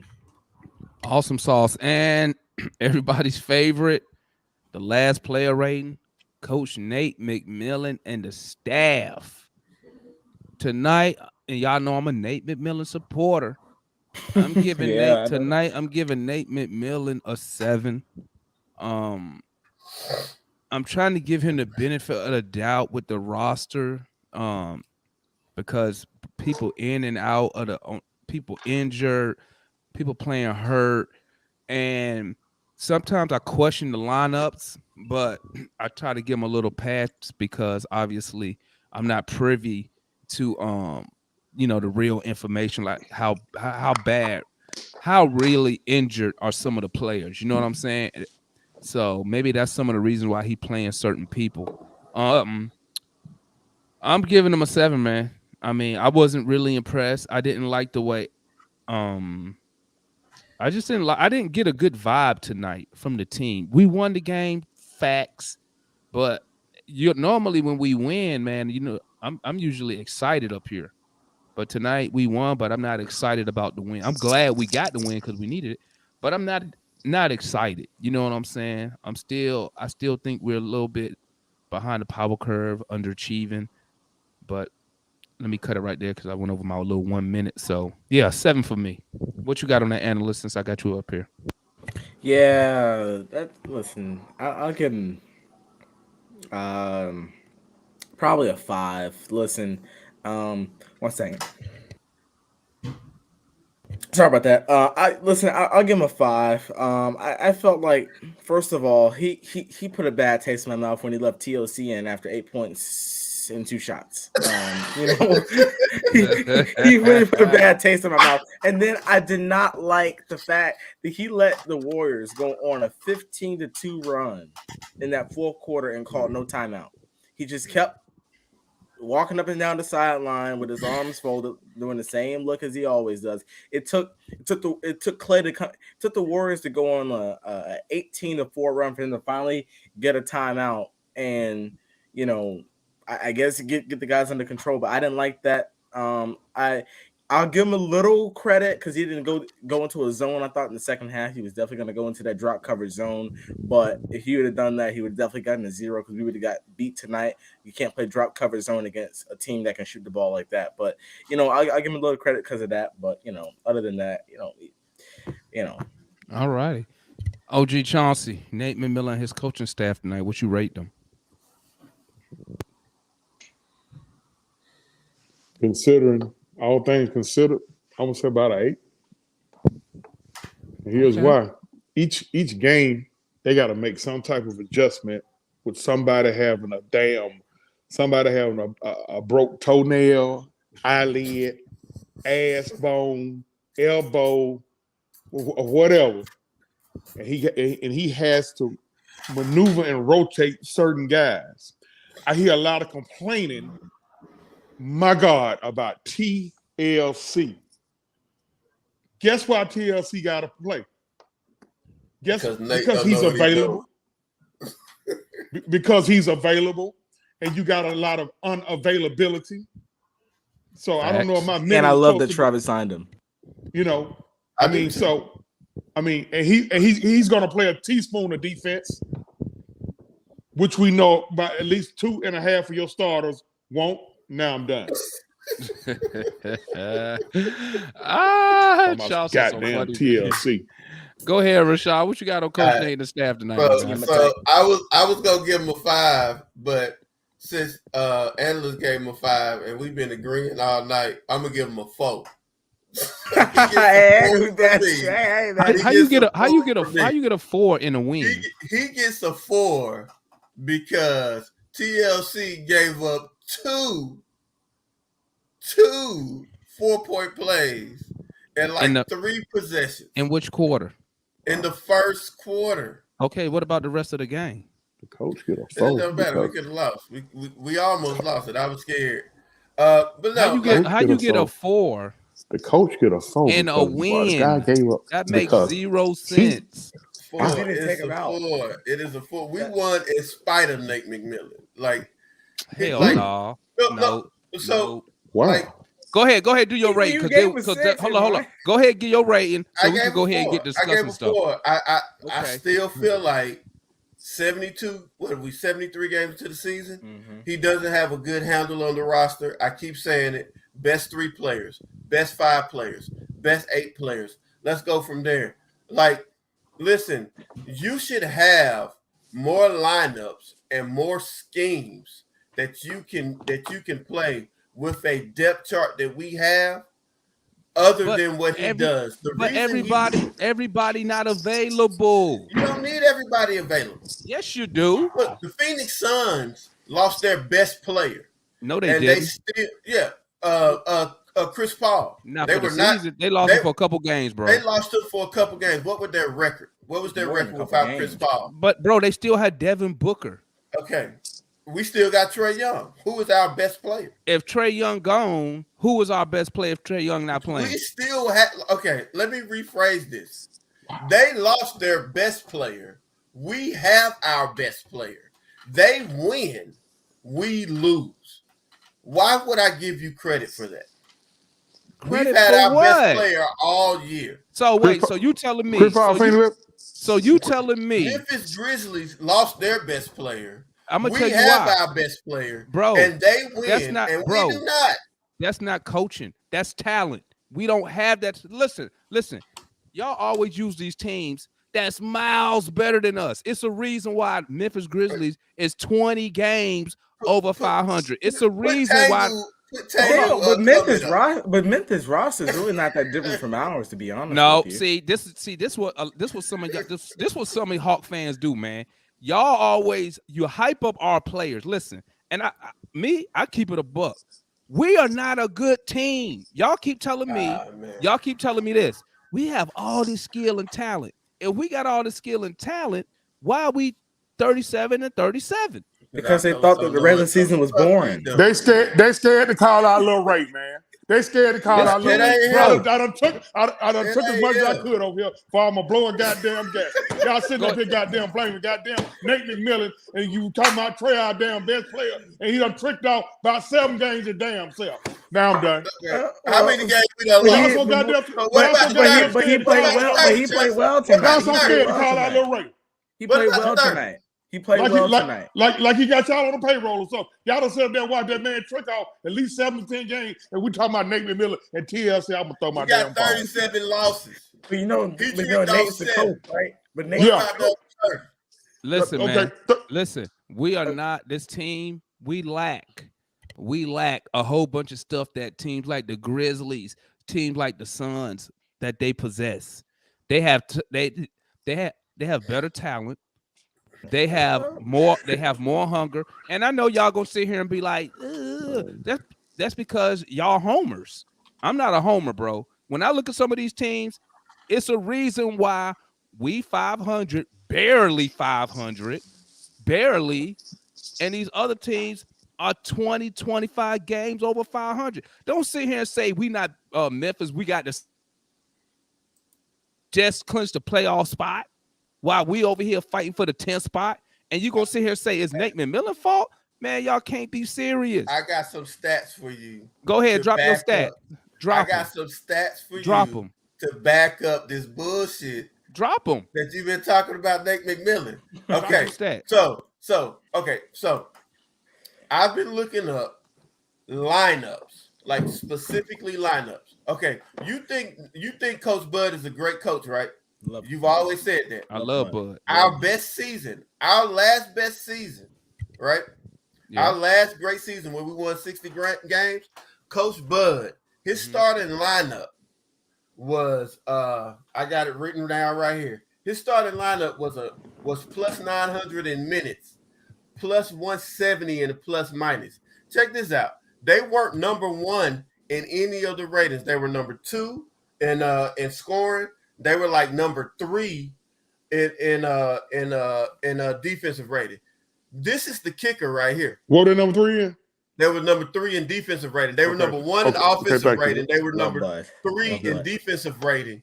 They were number 1 in net rating. Check this out. They were number 2 in net rating. Check this out. I like this. The search that I did was for lineups that played over 100 minutes or more. Coach Bud had 4 lineups that played over 100 minutes or more. You want to know how many Nate has? How many? 7.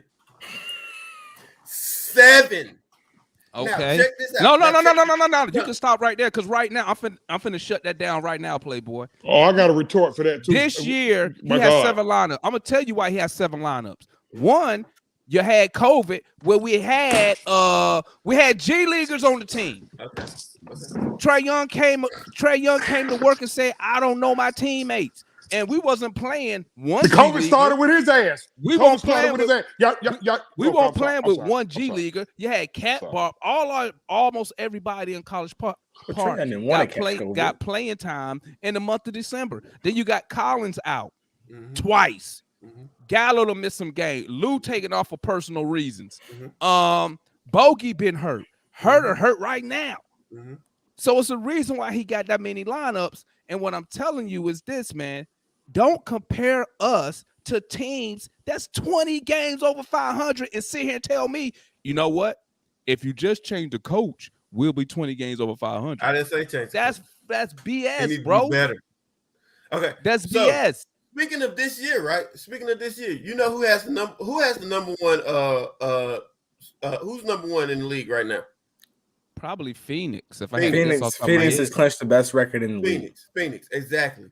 You know how many lineups they have played more than 100 minutes? How many? They got COVID. They've had people hurt. They did this. They had G Leaguers 4. Watch this. Hold on. I'm finna shut that down real quick. Hold up. For the roster. They didn't have COVID. Let me tell you about the COVID.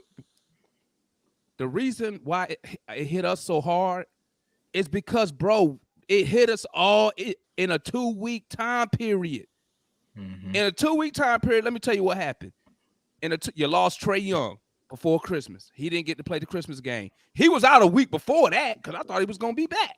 And asymptomatic. Then you had they bring up Sharif Cooper, you bring up Jalen Johnson, you think they finna play, then they catch COVID. And then guess who catch COVID? Then Collins catch COVID. We got hit all at once. Let me tell you something about Phoenix. All the injuries you see, all that shit happened at the beginning of the season. What injuries besides Chris Paul missing some games right now since the All-Star break? How many injuries they didn't have where players missed games? Well, they had 8 and out. At the beginning of the season, bro. They signed G Leaguers. They had G Leaguers during the Christmas break like they did. I think they had like that's 5. How they signed Bismack Biyombo. Yeah, that's how they signed Bismack Biyombo. Is he a G Leaguer? He was. Yeah, he was. Listen, man. Listen. You have to put context with that stuff there, Rashad. You ain't put no context with it, bro. You ain't put no context. You just saying, look how many minutes, blah, blah, blah, without putting the context. Here's another stat. Here's another stat that you will love. Okay. Go ahead. Our best lineup, right? Our best lineup: Young, Herter, Bogey, Collins, Capella. Listen, they are number 1 in all advanced stats, net rating, defensive rating. By the way, I got to change my opinion on Herter and Collins because our defensive rating with that team is a 97.8, which is, for context, the best team in the league right now, the Celtics, 105. They are better than them. They also have a offensive rating of 128. They have a this is total, a net rating of like 30. Guess what? Guess how many minutes they have played behind how many Nate minutes? McMillan's number 1 lineup? How many minutes? Like 68 minutes. Name that line. Name that line. They are the number 5. Hold on. They are the number 5 in minutes for lineups. Our best lineup in all statistical advanced categories, including plus minus, net rating, true scoring, efficient field goals. They are the 5th most played lineup for this team. You know what the number 1 lineup is? What's the number 1 lineup? The one that he started at the beginning of the year that lost fucking 6 and 10, and that lost all those games on the road. Name our number 1 defensive lineup again. Our number 1 defensive lineup is Young, Herter, Bogey, Collins, Capella. 97.8. So you telling me Bogey, Young, Capella, Herter, Collins. You telling me they not on this team when we had a 10-game losing streak? He didn't run. Hold on. No, let me tell you something, man. Let me tell you about you little analytics dudes, right? Y'all don't add context. You don't add context, so you can sit there. That's what the numbers say. Why? Because I could put them. Watch this though. I could take that lineup and put them in a game. I could put all those players in at the same time when I'm beating the brakes off another team, and they're gonna get credit for that. See them analytics. sometimes it don't give you the whole picture, bro. But Okay, at the end of the day, ironically, That's what kind of the same thing with the plus lineup minus. what lineup won the Philly series? who cares? Who cares Well, what one? That Because guess lineup. what? If you I'll don't, give let it me to tell you something, bro. I don't care who you put in the game because if Kevin Herter don't go for 27, we don't win. Period.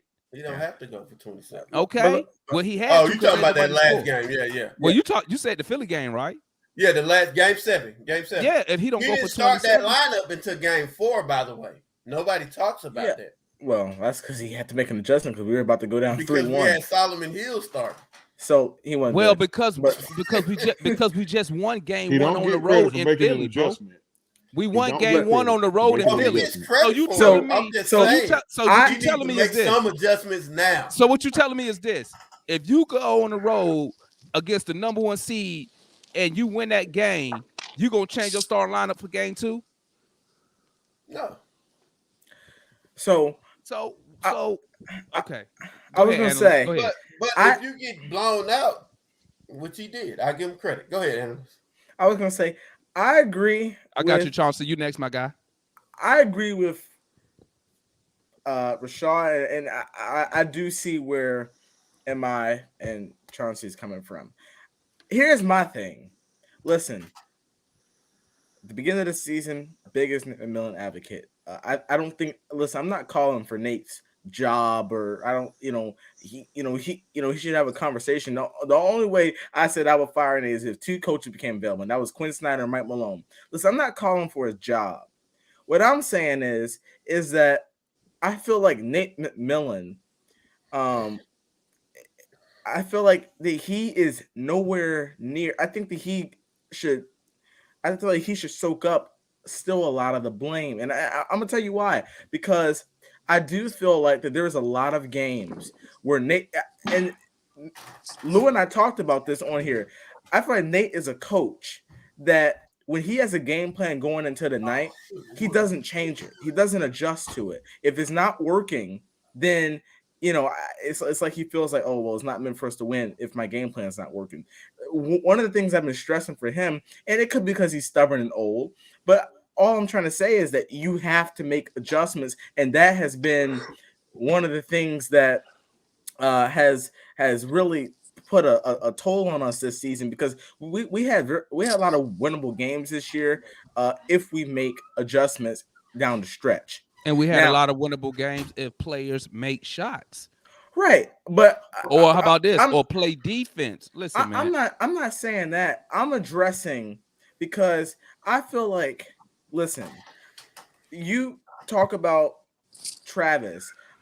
As soon as Trae Young said, we feel like the regular season is boring, the eyes to me come off of Travis, because that tells me that the players are not even, it may not even be that they're not good enough, because we saw what they did in the playoffs. It's the fact they're not giving effort. It's the fact that if you say that regular season is boring, then that means you're not even putting in any effort. That means how the coach get blamed for that? That's Trae's mentality. No, I didn't say that Nate get blamed for that. I was just using that as when you were talking about Travis.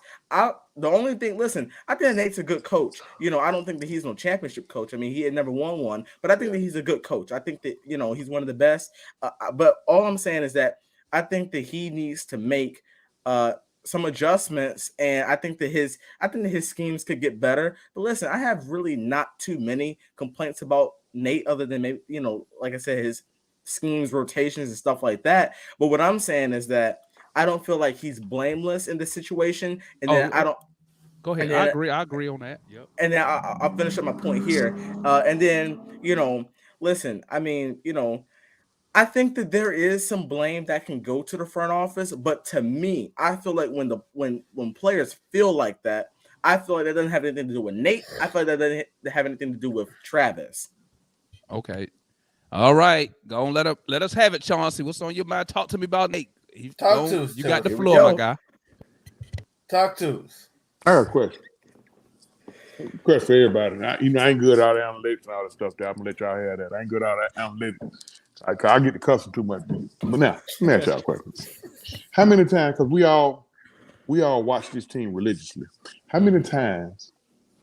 And I done pointed this out a lot during the season. How many times have Nate McMillan in fourth quarter go win time handed the ball to his finishing crew with the lead and we lost?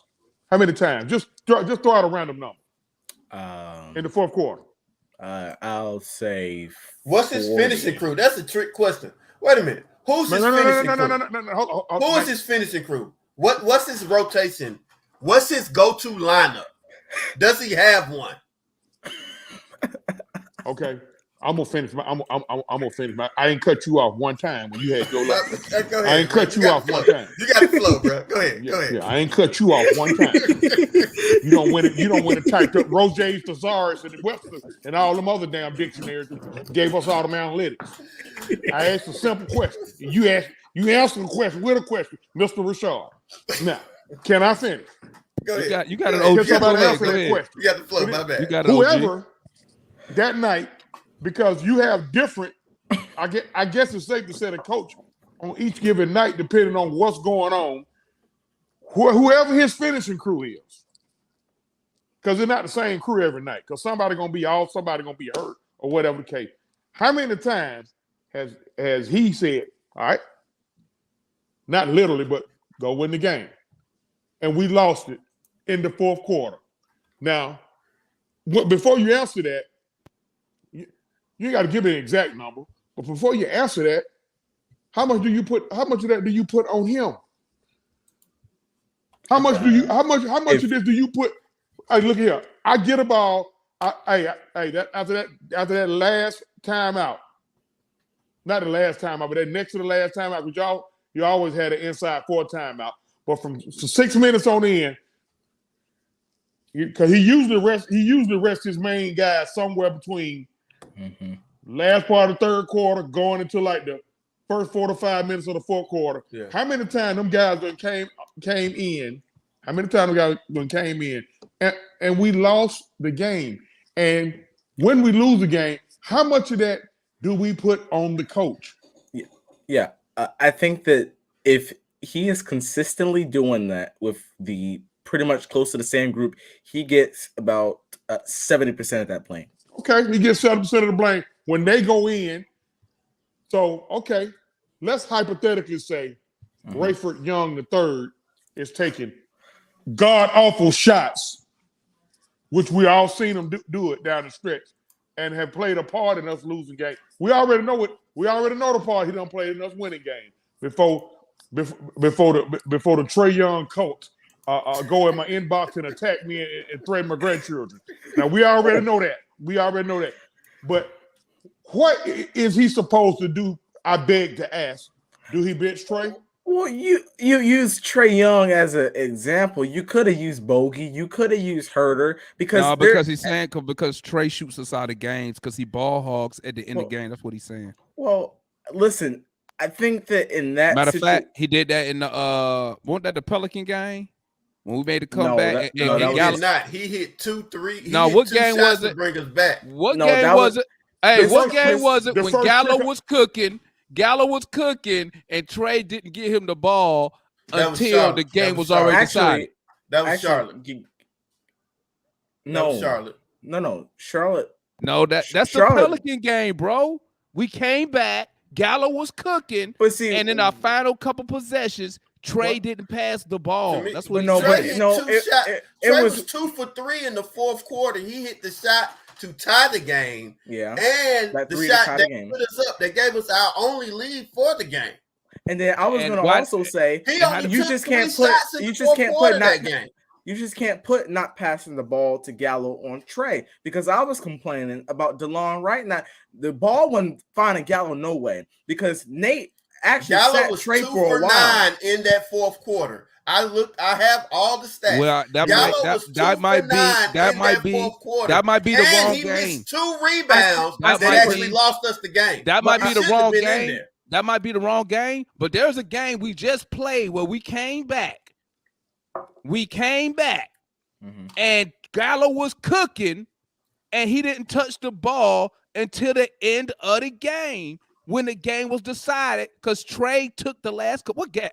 Don't even worry about it. Don't even worry about it. I'm gonna go find it. With the New Orleans. I'm gonna go find it. I'll send you the stats. I'm gonna go find it. I'll send you the game log. You know, we done tricked off two games in Detroit in the last 3 weeks. I think it was that first trick off against Detroit, but I shut up. That last game, the last game we lost, I give Nate the blame though. He was not prepared for that. That's what Chauncey is saying. That's what he's saying when he said we trick off games in the fourth quarter. You know what I'm saying? That's what he's speaking about. Correct me if I'm wrong, Chauncey. I mean, it shouldn't be rocket science. We all see the same. You know what? You're right, Nate. It should be rocket science. Yeah, it should. So if a coach, I see you got a hard on for Nate. I don't know. It's fine, but that's cool. That's cool. That's fine. No, that's fine. I get it. I feel the same way about Kyle. Go take a shit of hand. But anyway, Kyle Shanahan. Listen, if the head coach goes with his horses down the stretch with a lead, no way we should lose that game if he's going with his horses. Because he's going with the guys who he trusts the most down the stretch. We have lost too many games like that. We have all four of us on here, or five of us, have seen that. We have lost too many games down the stretch where a lead has been lost with the finishing crew on the floor, and we're putting 70% is what one of my respected Hawks fans just said. We're putting 70% of that on the coach. Yes, because you got to make an adjustment. You just can't let it happen. You can't watch it happen. Listen, I've watched it. And real quick, Rashad, I just want to say this real quick. I've watched multiple teams in the playoffs and in regular season take out their best player because he is shooting them in the foot, and they go with whatever role player's hot, but not whatever. What I'm saying is Trey not coming out the game down the stretch. Hold on, but you all use Trey Young for an example. You didn't use Bogey, you didn't use Clint, you didn't use Gallo, you didn't use a guy. Because so what if one of those guys are shooting us in the foot? He can take that guy out. What I'm saying is that you got to make an adjustment if that's happening. Listen, so he gonna pull Trey? Please let me get in here. Go ahead, bro. This is my question, and this is the question that I proposed to you when you asked the question. Who is his finishing lineup? What is his closing lineup? The only player that he has consistently played in the closing minutes of a let's say a 3-possession game is Trey Young. That's the only player that he's consistently played. To me, he lost that New Orleans game because he chose to play Gallo, who was 2 of 9 in the fourth and got no rebounds. And then when they got those 2 offensive rebounds that lost the game, he knew then he should have had Onyeka or Hunter in. If you watch that Knicks game, if you watch his post-game interview, which he said it, he said, we thought about going with Hunter. We thought about going with Onyeka, but Gallo was the only one making shots. What did he do against that Knicks game? It didn't matter. He played Hunter down the stretch, and Hunter played solid down the stretch. Yes, he does not know his best 3 players, his best 5 players, his best 8 players, and he cannot adjust his game plan according to the players that he has available. That is my problem with him. That's my problem with him. So tonight, who are so when you say Nate don't know his best players, right? Are you talking about per game, or are we talking about overall on the team? The best. I'm talking about overall on the team. His roster. Okay, so who's our best 3 players on the team? That's subjective. I always say hell no. I'll give it because y'all not gonna agree with me. That's why. No, I'm asking my you best 3 your players. opinion. My best 3 players is Trey, Hunter, Capella. To me, those are the 3 players. Those are the 3 players that to me. Now, what I saw today may change it a little bit, but those are the 3 players that I feel like should start and definitely should finish every chat. game. Yeah. Hey, chat. Y'all in the chat. Y'all list who y'all think are our best 3 players on the team. Go ahead, analyst. Yeah, because I was gonna say that's why I was gonna say it depends on the game. But if you're looking at overall, the best I can give you is, and listen, I want to disagree with Rashad so bad on Clint Capella, but he's a big man and you really can't. So I'll go with Trey, and I'll go with Trey, Bogey, and Clint overall, because I feel like Bogey is still a shooter, and I feel like after a couple misses, he's gonna do something else. After a couple misses, he's gonna do something. He'll get to the basket. He'll play make a little bit, or eventually a 3 will fall. And then you got Trey, and then maybe got the pick and roll with Clint. But that's why I would probably say in the game by game, who's the best, who has it cooking game by game. But overall, that would be my group. But Chauncey, I'm not saying that Nate McMillan is out there playing, but I'm talking about his adjustment part. That I'm talking about as a coach. There's 32 coaches in the league, and I see the ones that have I see the ones that are the best in the league make adjustments down the stretch. I've seen coaches take their best players out in clutch time, and then I see them go with who's cooking. In the New Orleans game, I won't say that he took him out, but he stopped going to him. They did not go to CJ McCollum. They went with whatever his name, avocado, whatever his name was. Yeah, but yeah. They went to him, and they went to who was giving them the most, and that's my thing. That was probably even matchups.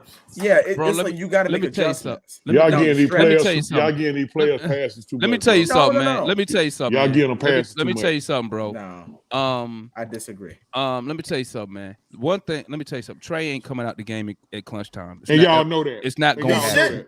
It's not going to happen. Period. Because one, he don't. So run the offense to someone else. You can't, because we don't have the talent. Yeah. Who you gonna run? Bring the ball plenty of times. Are you serious right now? Listen, I'm positive. Bogey, let me tell you, nobody else on this team demands a double team but Trae Young, right? Bogey bring the ball down the floor, okay, and guess what happens? Everybody's on their man. The defense don't got to move. Okay, Bogey don't demand that. You don't demand a double team. Okay, we have one playmaker on the team. Let's be honest here. Let's be honest. You have one playmaker, which is Trae Young. Herder's not a playmaker. Bogey, he's a shooter. He's not a playmaker. We didn't sign him to be a playmaker. We signed him to hit threes and get buckets. You see what I'm saying? But my thing is this, and maybe it's just the way I'm built, right? But all this shit about he can't motivate the players and all this jibber jabber. Listen, that's not what I'm saying. Those players need to be self-motivated. I agree. That's why they make it $125 million. That's why they make it $200 million. And me personally, and this is just my opinion, and y'all know me, I don't care who agree with me or not. We are not good enough to win a championship with this roster. It's not going to happen. They showing you right there to your face. That's why we 37-37. We need better players. And I know some people got their fan favorites. Listen, I love Trae Young. I love Hunter. I love them all. But let's be honest here, guys. They ain't winning nothing. I don't care who the coach is. Yeah. And we need better. We need bigger play. We need more length. We need better shooters. We need people who going to show up every day. We need people who not always hurt. You see what I'm saying? But let's be honest here. And one final thing. When I mentioned about them 7 trick-offs for Trey, I'm just throwing out a number. It could be a couple more. Now, them 7 trick-offs. If we don't have those 7 trick-offs, instead of 37-37, we 44-30. Now what we will be? Here's my question for y'all, man. This is the last question, and we got to cut it off. I'm gonna add this a question. Y'all give me y'all response in 30 seconds because we only got like 4 minutes left. And this for y'all too, chat. Do you think this team? No, excuse me. What is the reason that this team is 37-37 after we have spent over $300 million on this roster in the offseason? I'll go with you first, analyst. You got 30 seconds. I think the reason why we're 37-37, I'll throw in everything considering with the refs and that tough schedule we had at the beginning of the year. Moving on the side of that, I think that it's lack of effort. Lack of effort from the guys clearly hearing that they don't take the regular season serious. It's boring to them. I think that they don't. I think that half the games they're not locked in and ready to come out and play. And you know, another part of it is lack of adjustments by Nate McMillan. Okay, talk to me, Rashad. Why is the team 37-37? And the reason I asked that because nobody in here probably thought we would be fighting for 500 at the 70+ game mark. My simple answer is because Lou Will has only played 51 games this year. That's it. Well, maybe he took all the personal time off. We 29-2. We 30-22 with Lou Will. Why right? you give Lou so much? Why you give Lou Will so much respect and this dude never available? Because they 30-22 with this guy. They order their wings. They order their wings together in Magic City. But he ain't playing, bro. Chauncey, talk to me. Talk to me, Chauncey. Why are we 37-37 at the 3 game mark? Because it's a combination of a lot of stuff. You can't get into a rhythm. It's hard to get into a rhythm. Each team is different. It's hard to get into a rhythm when you're going through injuries. Like we all alluded to, everybody went through COVID, so we can't throw COVID out there as that much of an excuse. And it's just, I think it's a lack of focus from everybody. Yes, Nate, by happening on his watch, he got to share some of the blame, but I don't think he should share most of the blame. So it's a combination of the players and the coach. I ain't got nothing. I have nothing bad. I have nothing bad to say about the GM. The GM did what he was supposed to do. He rewarded guys for doing their job. That's facts. And that's all I got. Okay, and my response is this: I think we 37-37. One of the reasons is because the general manager did not make us better in the offseason. He didn't address he addressed the defense issue at the guard position. But what he didn't do when he signed DeLon Wright is he didn't address the scoring part. See, he should have got a defensive point guard who could score the ball. Now, when I say that, I don't mean score 20, 30 points, but at least be a threat. DeLon Wright not even a threat with the ball. You know what I'm saying? And then as far as the big, I don't know how long I've been screaming for a backup big, and then he go get me Gorgie Dane. Dane don't bang. He don't bang down there. And we need more. We need size, because then when we run against the Bucks, when we play in these tall teams, and I always bring it up because it's the most recent, when we played the Pelicans and they was running those 2 7-footers, we had no answer for them on the offenses or of the ball. And that's my number one issue. Okay. I bet if you give Coach Bud Gorgie Dane, he'd be balling. Well, if Gorgie Dane's so good, why Minnesota ain't keep him? Because they balling this year. They almost 20 games over 500. Didn't he come from Memphis though? He came from Minnesota. I thought he was at Minnesota and then went to Memphis. Listen, we got it from Memphis. No, we got it from Minnesota. He a career 6-point scorer, and he a career. But he was a temporary backup. We weren't getting him to play consistent minutes. But that's what I'm saying. I wanted a backup big to play consistent minutes when we have to go big to match the other team. See, I'm all about coaching for certain situations. You know what I'm saying? Like, okay, you want to run two 7-footers? Let me send my 7-footer in. Like, I don't care. You know what I'm saying? Match the situation. If a team adjusts, Nate, that means you gotta adjust. Now he got traded to San Antonio. He went to Memphis. He went to San Antonio. He went to Memphis last year, and then he got traded to San Antonio. When he go to Minnesota? Memphis, he was drafted by Minnesota. Okay. He went to Memphis. He got traded to Memphis in 2019, 2020. And what's his career? He got traded to San Antonio. So he been on 3 damn teams. We his 4th team. I bet if Bud had him, he'd be show you how balling. good he is. But fellas, we got to cut it short, man. We got 20 seconds to do the sign off. So I'll do it for everybody. Make sure you tap in with Atlanta Analyst on his page. Check out my boy Rashad on his YouTube channel. On your page. Okay. Okay. And we got to go, family. Thank you, chat. Salute to y'all for tapping in. But y'all know I got to hit that 2-hour mark and I got to